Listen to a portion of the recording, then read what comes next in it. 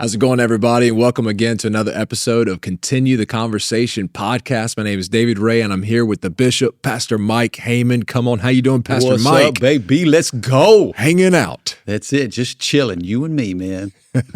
Chopping it up like we do. Doing what we do. How you been? I've been good, man. Doing good. Family's good. Yes. Rachel, my goodness, that girl. She's beautiful. I can't wait till tomorrow because she gets prettier and prettier every day. Man. Wow. Does she watch these? What do you think? Probably so. It's on She her needs favorite to, list. doesn't she? She's sharing it with 10 family members. Did she? Wow. I'm sure. I know that your mom and my mom watch them. Hey, the two biggest fans of this podcast are Sheila Ray and We want to welcome our audience, Mary Beatles. my mom and Pastor Mike. Hi, Mom. Oh, They're definitely on the train. They're the best. Love it. Love it. You gotta have mama, man. Good That's mama. it. That's it. Encouraging man. mama. That's Hey. good to see you. So, hey, Mother's Day, Hey, man, we celebrated mamas. it's great. That's it. Got to Great, take Dad. care of mama. Got to. Treat her Gotta right. Treat her right. Treat your mama right. Or get in a fight. Man, this is great. And last time we were together talking about leadership and team. some and great content, I loved man. it. We talked about, let's see if we can remember, okay? All right. Vision. Talk about vision. You go That's right. next. Vision, connection, Yes. And finally, trust. trust. Did I get it? You got it. Oh, man. You good. got it. Good. You taught it. You should have it down. But that was a We- great conversation today. We're just going to continue That's right. that conversation That's right. on this Continue the Conversation podcast. So we're going to kick off now talking about optimism. Yeah, Having a team that is optimistic. Optimistic. I like that. Not pessimistic. Optimistic. The glass is half full. Ooh, That's the it. water bottle. Dude, look at how optimistic you are today, Yes, bro. yes. You're loaded. Got this. I appreciate the team. Don't- You ever notice Johnny when he preaches? You ever notice he like goes, Have you told him that? no, maybe he'll hear it. Hey, from now him. that he watches the Yeah, podcast, I he always knows. crack up because he'll hold it and he's like, he downs chugs it, man. huh? It's like, this guy's thirsty. Like a camel. You not noticed that about him? You know what? I'm gonna start watching for it. Yeah. He'll be like, this is my water. I'm like, who else's would it be? Hey, you know what? You ought to take a sip out of it, then set it up there and see. Oh, if it yeah, he's done that to me, I think. Yeah, he's funny. glass half full. Yeah, optimism. Yeah. To me, this is all about hope. You know, Okay. this is about filling people with hope. And teams operate at a higher level when they're optimistic. And, you know, it's one of those things where you really have to be intentional. You know, it's not something that's just feelings based or you don't drift into optimism. I think human nature is bent on negativity. You know, I mean, just look at the news, look at what captures headlines, and Right. social media. Right. If it bleeds, it leads, man. And so we have to, as leaders, and in our businesses, in our families, in the church, our bent needs to be optimistic. Hey, good. our best days are in front of us, you know. And I was thinking about this too because, and you know this to be true. We're in a lot of meetings together. As leaders, you know, leaders solve problems. You know, you can spend all of your time going over things that are problematic and finding solutions to this problem. And, you know, you got this conflict and you're trying to walk through it and you got, you know, and so if you're not careful, your headspace Right. can be filled with negativity because you spend your time working on problems. And that's part of what a leader does, bringing value to the team. He has solutions, you know, and so I have to be really intentional that what's on my face is not just this, you know, I've just been down in the salt mines all day trying to, you know, Yeah. Ministry can be messy. We talked about how people are, you know, that's what it's all about, you know, but, you know, people have problems and the more people you have, the more problems you deal with. Right. And so this is why optimism is a must. I think you cannot... You can't be successful as a team and get to where God's called you to go without optimism. That's great. That's great. And there are so many hurdles to it, like you mentioned. And I can think about just moments with you leading or even thinking about other people leading where it's like you feel this tension or you feel this pressure. There's this kind of dark cloud of reality. And it's amazing how when a leader just speaks in a way, not that they're denying the reality, but speaks in a way of hope and potential and optimism of future. It's like, okay, yeah, we're going to be all right. We're going to be okay. We're going to make it. That's right. That's and right. it's a shift. How do you do that? Like, Yeah. how does somebody who is, people have different bents. And so sometimes some people can, all of us are emotional creatures and beings, but some people can get a little bit more worked up easy. How do you channel that to say, okay, I know this feeling is real, but I need to like lock in mentally and spiritually in order to speak to what's next? How do you do that personally? Yeah, it's. I think recognizing feelings is important. It's what makes you a good leader. You got to know the temperament that's in the room. Yeah. You know, so feelings will help locate where people are. But man, you've got to be resilient in your faith. Faith over feelings. This is the story of the Israelites when Moses sent out the 12 spies. You know, I mean, 12 they all saw the same thing, but they came back with very different reports. Right. One was very, very pessimistic. Man, we can't. You know, man, there's giants in the land. We're like grasshoppers. You know, we'll get swallowed up. Then the minority report, Joshua and Caleb said, "Oh, wait a second. No, we are well able. Right. God is with us." But it's amazing how negativity spreads. So what Joshua and Caleb said, it kind of fell on deaf ears. Right. But the whole camp was just paralyzed by fear because of the power of pessimism. Yes. And so for me, I think it's recognizing, okay, yeah, there are giants in the land. You don't want to deny that. Okay, there are challenges. Yeah. Man, this is a tough, just a tough season, and oh, it stinks. Wow, it's painful. Okay, but you can't stay there. Can't. Yeah, you have to, and sometimes you got to speak it first. Yeah. Feel it second. It's good. You know, your mouth has to be put in gear. Faith is the law of confession. Yes. You know, that's part of salvation. Believe in your heart and confess with your mouth. You know, so sometimes you have to say things out of your mouth first before it's a reality, even in your own soul. No, And, you're right. So that's kind of the thought process. I can think as you're sharing that, I can think like my dad, he's like really good at regulating his emotions. Is that the right way to say That's it? great, yeah. And like as a kid, you don't really understand it and appreciate it. You can feel it and sense it, but you can't necessarily like describe what's happening. But then looking back now, I could just vividly picture him when something went wrong and how he was able to stay composed, yet admit, hey, this is hard, this is painful, but then also like in not a like, hey, we're just gonna grit to, not that, but you know what? God's going to help us. We're going to get through this. We're going to have better days. You know, it's like the sensitivity to like what the room is feeling and not just dismissing that and be like, y'all just get over that. But at the same time, it's like recognition and also, hey, but you know what? We're going to take the next step. We're going to take the next day. We're going to open our eyes in the morning and we're going to do the very best we can. That goes a long way. No, talk it's about good. Talk about bringing peace. Yeah. You know what I mean? Yeah. Well, and we are ambassadors of hope. You know, you think about it as Christians in the world. This world is filled with darkness and a lot of difficulty. Hopelessness and despair is everywhere. Yeah.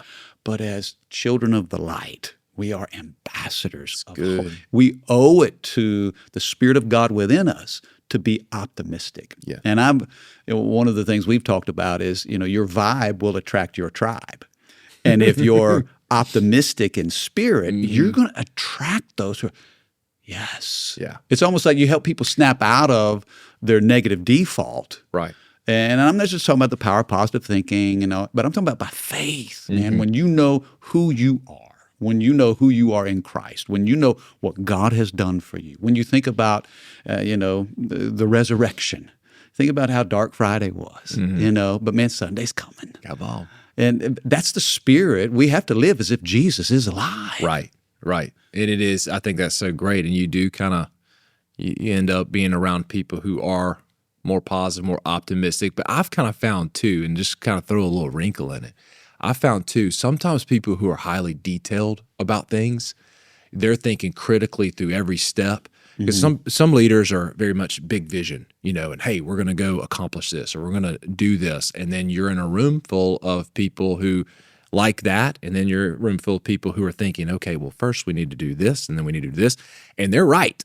You know, like they're not wrong. And in that thought process, they're feeling all the emotion, the weight, and the responsibility to accomplish tackling and charging this hill. And I've had to learn that sometimes people, they might seem like they're pessimistic, but really they're processing. Oh, you know what I mean? that's good. It's like you got to be a little sensitive to it and understand it, because they might have a gift on them to think A through Z that we might think A to Z instead of A, B, C, D, and so being around and understanding that sometimes people are just internalizing their quietness might not necessarily mean negativity. Yeah. It might mean that they're just processing. They're just Right. thinking through it. And so it's like being aware, you know what I mean? Being aware of that, That's to where you're good. not just like, well, we need to get rid of so-and-so because they really aren't on board here. They just need some time. They're taking the steps to get on board.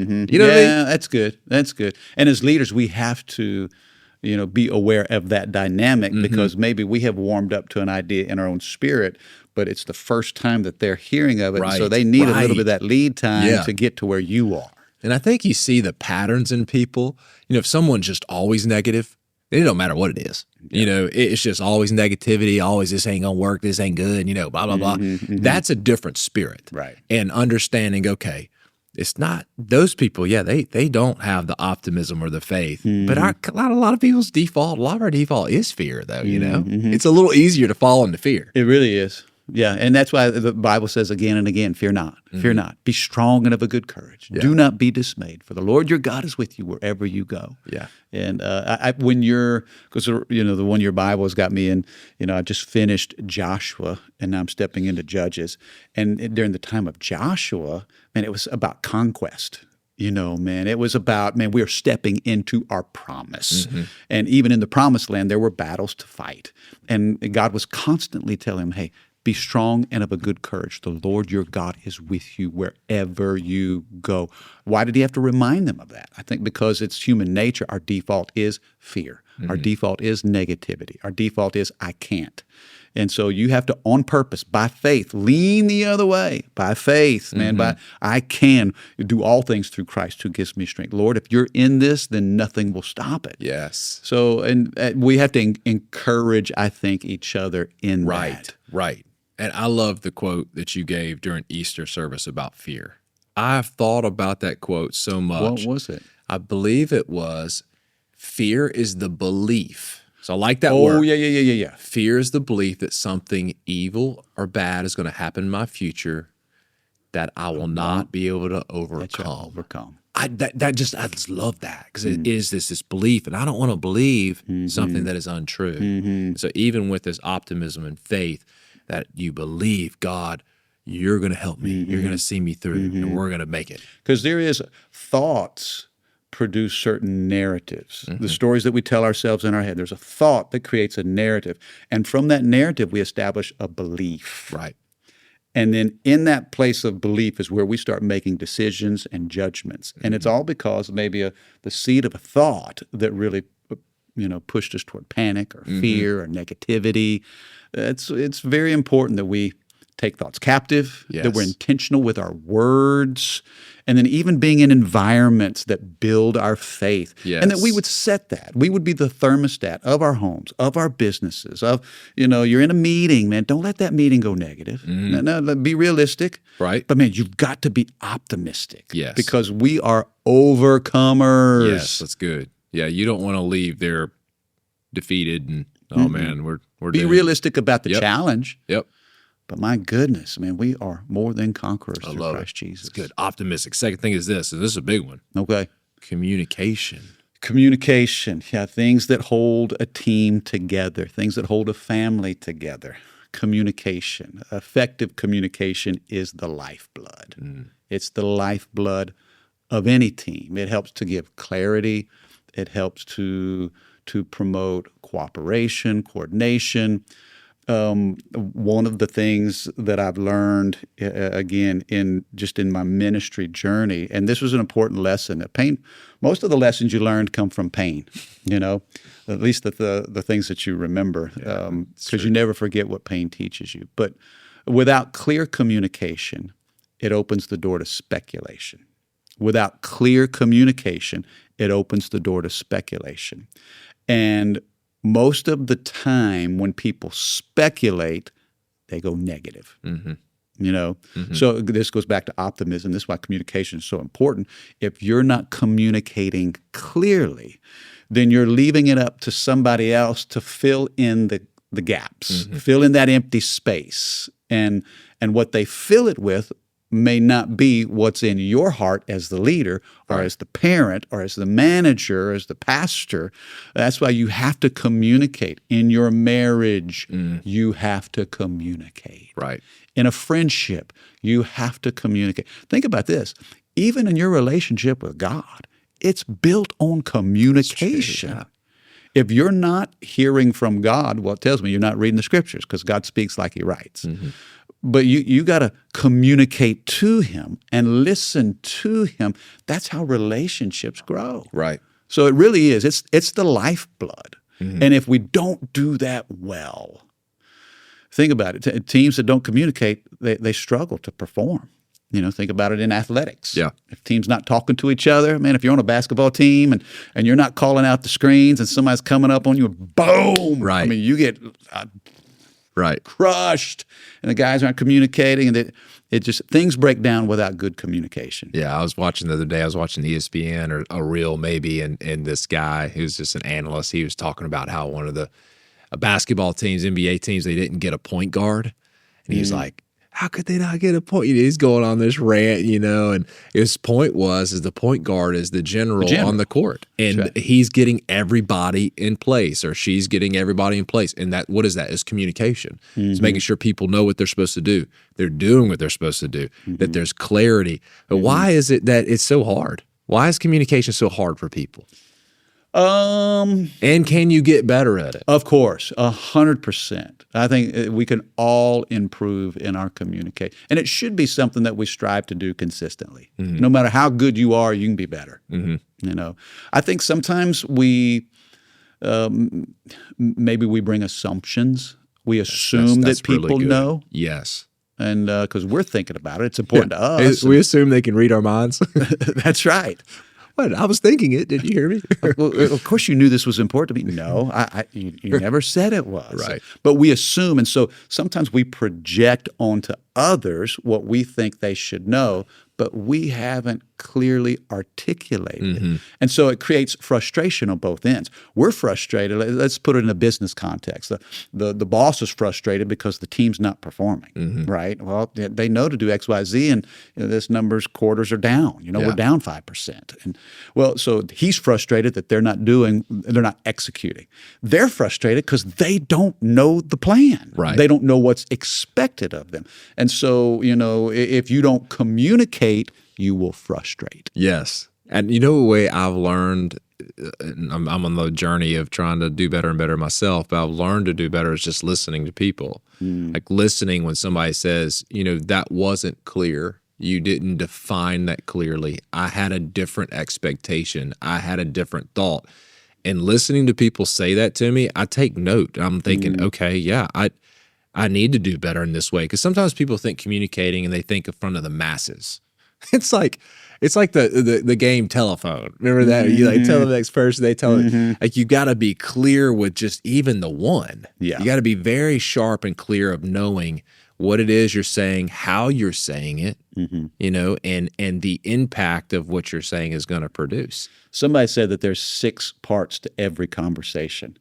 There's what you wanted to say, what you thought you said, and what you actually said. There's what they wanted to hear, what they thought they heard, and what they actually heard. Yes. And sometimes when those wires get crossed, Right. sparks will fly. And we see this in marriage, you see it in sports, you see it in ministry, you see it in relationships. Business, yeah. That's why when you're having, I found when you're having a conversation that tends to be a little bit more emotional, it's harder for people to really hear because they have all these thoughts and emotions that are going. It's so helpful to, not in a obnoxious way, but in a gentle way and in a clear way to repeat yourself. And then at the end, if it is, say it's a meeting, And then at the end, recapping, summarizing. Okay, today this is what we've talked about. These are our next steps. This is what we discovered. This is what we learned, and this is what we're going to do. And then even taking a step further. And I'm not encouraging husbands or wives to email each other, but if you're in a work setting, it's helpful to email. Hey, this is what we talked about. That way it's documented. No, it's good. It's very clear. I don't know David, if Bethany, you're great at that. I don't know if Bethany would appreciate me emailing her. Hey, we said that I was going to do the outside, the work in the yard. You were going can you see her sitting on the couch and you're on a chair maybe watching a game and you send her a text summarizing the conversation? She looks down. I can see her deleting that email. It goes to the spam folder. It goes to her junk folder. But you know that it does take so much effort. Yeah. And realizing too, and it's taken me a long time to realize this, when there is heightened emotion, it's like trying to hear somebody in the midst of a storm. You know, if it's thunder and lightning, the waves and the wind is loud, it's hard to hear. And so when you're having more of a confrontational or directional that can be emotional, it's like you really got to be very intentional with those moments. Yeah. And the follow through. And we've got so many. I tell you what, people on the staff and team here, I have learned so much from just watching other people too. Yeah. So listening and then watching. Observing. How does this person communicate? How do they follow through? What is their system that they use? Because if you have a lot of conversations, and especially if you're leading at a high level, then it's hard to keep track what you've said to who and when you said it. Yeah, you don't know who knows what or what you said in what meeting. And that's where the system comes into play, where you have to have some system to be able to track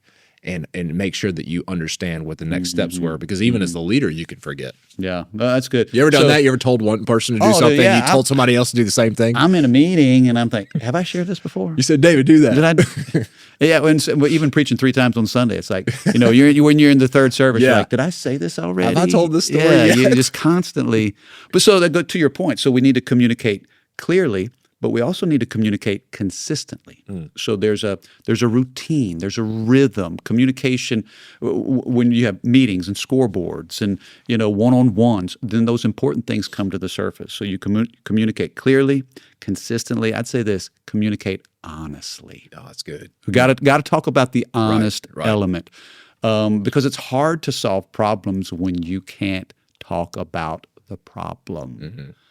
And sometimes in church settings, this is an area where I think I've had to grow, because you want everybody to be nice and kind. Yeah, and man, don't want to hurt anybody's feelings. And then so you're not really talking about what's actually problematic. And so I think you can speak honestly and kindly at the same time. Right. So, those are and you know this because, in our meetings, when we meet with our leadership team, man, there's a lot of business that we take care of. There's a lot of thoughts around the table, high capacity people, and everybody has certain thoughts and ideas about the same thing. And not all of us agree on how it should be handled. Right. And so I love it that we have such great respect for one another, that we can have honest conversation, and even when there's differing opinions. Right. Proverbs 27:17, just as iron sharpens iron, so does one brother sharpen another. Sometimes sparks fly. There's healthy tension in leadership teams that I think is great. But we have to communicate clearly, consistently, and honestly. It's really good. And so honest feedback is a leader's best friend. We want to know, hey, how did I do on that? Was that clear? Did that make sense? What can I do better? Right. I said about 90% of it, but I left the most important 10% out. So honesty is a big deal. That's great. And then just obviously the tone of which things are communicated. That matters a lot. Very much so. Really, you want to send somebody to the moon and have a bad tone, have bad posture, roll your eyes, look just annoyed. And that's not good leadership. And that's important for anybody who wants to lead at a high level. It's not just the articulation of what you say, but it's how you say it. Yeah. And that the tone and that the spirit of it is right. Because you can say some difficult things with the right spirit that people in time will usually receive. Yeah. Well, and to your point, I think you can't tell tone from a text. Oh, And this is why Yeah. we need to. Sometimes you're trying to Yep. solve some difficult issues or have some very delicate conversations through text, and it's like, Yeah. why are no. Hey, so if there is if you're in a text thread and it's starting to get a little escalated, hey, you know what? Let's table this Yeah. and maybe circle when back. it goes to on all tomorrow. caps, you can feel the tone. A lot of exclamation points. Emojis with Yeah. the fire Head- coming head out of blowing the up. Yeah. Don't. Yeah. There are some things. Hey, that does not need an email. That needs a conversation. Right. That doesn't need to be a text. Let's talk face to face, so you can pick up the nonverbals. Right. You can see posture. You can hear the voice and be like, okay, well that's disarming. Right. You know what else it also does? It's so easy to fire off a text, fire off an email because the person's not there. Yeah. And you can be emotional. You can be upset. You can just be angry. And it's just, boom, let's do it.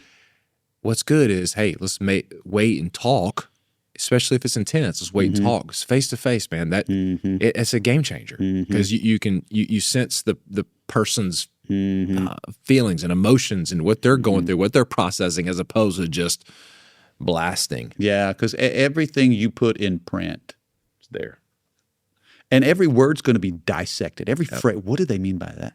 Yeah. And again, the speculation takes over and people go negative. You're right. So I do think it is more difficult. It requires a little more courage, and there's a skill set to it that I'm hoping that in this digital age that our sons and daughters are able to communicate face to face. Yeah, that's really good. And because that will eliminate a lot of problems. Yeah. Last one. This is great. So Okay. we talked about optimism, Yep. communication, and finally, enthusiasm. Ooh, I like this one. I like this one. This is one of the things I think you are great at. You really are.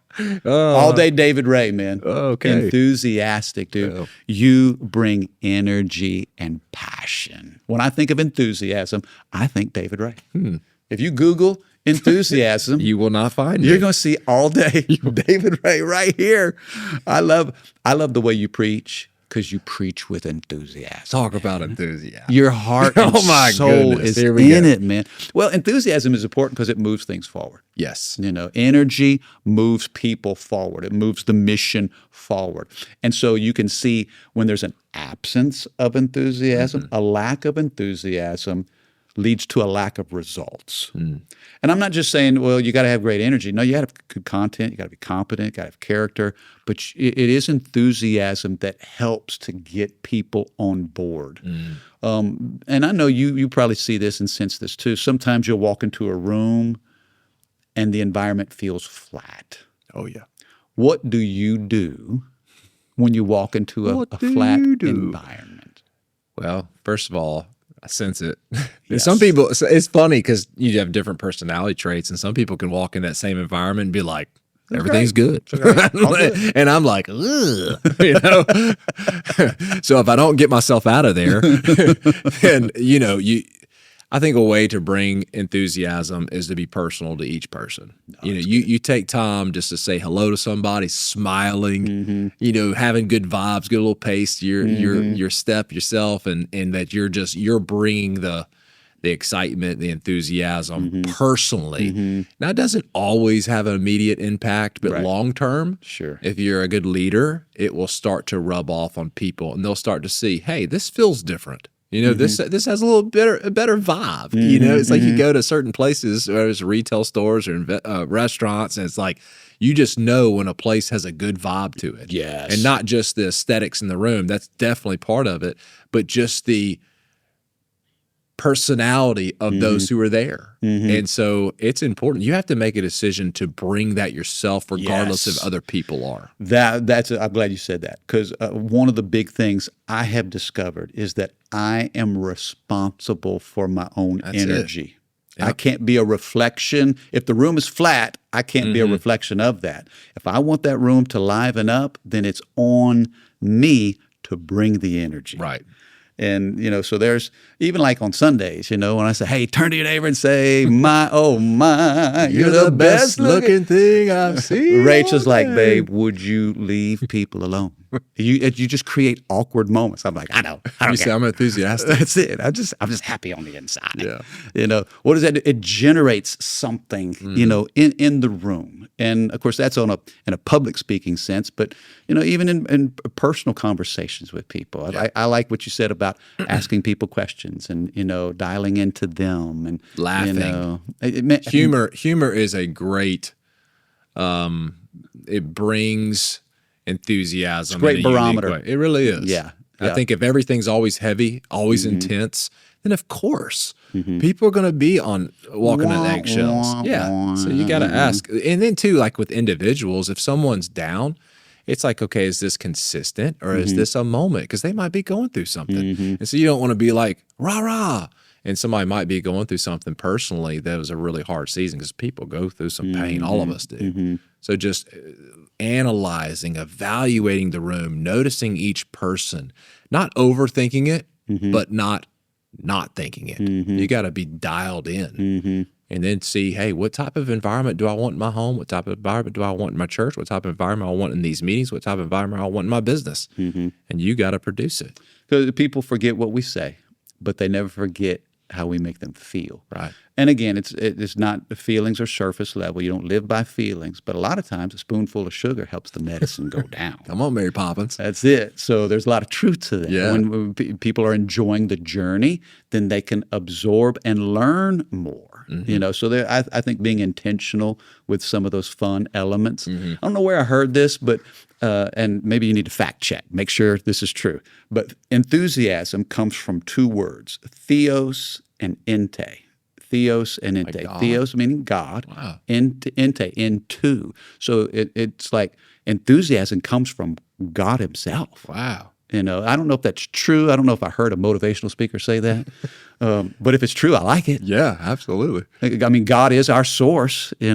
Joy comes from Him. It's one of the fruits of the Spirit. And so, again, you're not having to be happy, clappy, sing songs, happy all the time. That's right. But I think bringing energy helps to move things forward. And so if you feel like you're stuck in your business, grade yourself. How enthusiastic are we? Right.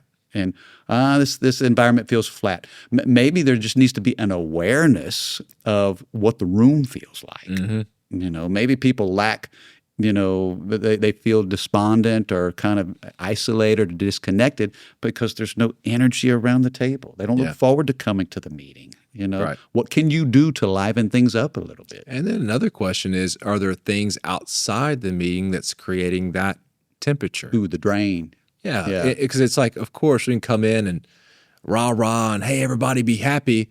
And we want that, but you also have to look in the mirror and say, okay, am I missing it elsewhere? Maybe I've made some decisions that's created frustration or tension that this is a result of that storm. So it's like you also have to excavate a little bit and look underneath the surface to say, okay, is this just a personality thing? Is this a cultural thing? Or is this a problem? Like, have I created some type of problem? And then leaders have to look in the mirror to make sure that they're actually consistent in what they're wanting to produce. Because if I'm up and down in enthusiasm, and 1 week I am, and then the next 2 weeks I'm chewing everybody Debbie Downer, then what do you expect people to be like? So, and you do so well of that, of staying consistent in your upbeatness and friendliness and kindness and warmness, and that, just like we talked about before with trust, that takes time. And then when people are around you, that's the river they're in, because that's the river you've made. In the river, come on, get in the river, baby. I'm swimming in the river. I got a river of life flowing out of me. Makes the lame to walk and the blind to see. Doom, doom, doom. Opens prison doors and sets the captives free. Come on, you never heard that song? No. I got a river of life flowing out of me. Spring up a well within my soul. Come on, man. Bring me back. That was awesome. Did you write that? No. Written by the right reverend. That's toe tapping, knee slapping Southern gospel. Come on, man. That came out like it was just, Hey, it's a river, man. it's a flowing. river. That was awesome. that's good. You're enthusiastic about it. I'm on fire. You got me. I'm rolling all day today, man. Yes. Well, this has been wonderful. It's been good, man. These are good benchmarks. You know, I think it'd be good between the last podcast and this one, if people have been documenting, taking notes, go back and look at each one of these, Right. and see, are these present? Are these active? What do I need to give attention to? Is something missing? You could almost like grade them. Yeah, you know, scale of 1 to 5. How am I grade to doing 6. in these areas? Yeah, you yeah. know, and then maybe ask your spouse, "Hey, would you grade me?" Oh, you should do that. Ask your kids, "Hey, will you grade me?" Yeah. Ask your team, "Hey, would you grade me on this?" Yes. Woo. Bro, if you really want to grow, They'll be like,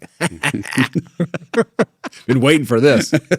That's great, man. Well, I love you. Thankful Dude, for you. you too, Thank man. you It's for been leading. great. We've been talking about leadership this past month, but thank you for leading us well. No, It's an honor to serve with you and just for you, man. It's awesome. So thank you.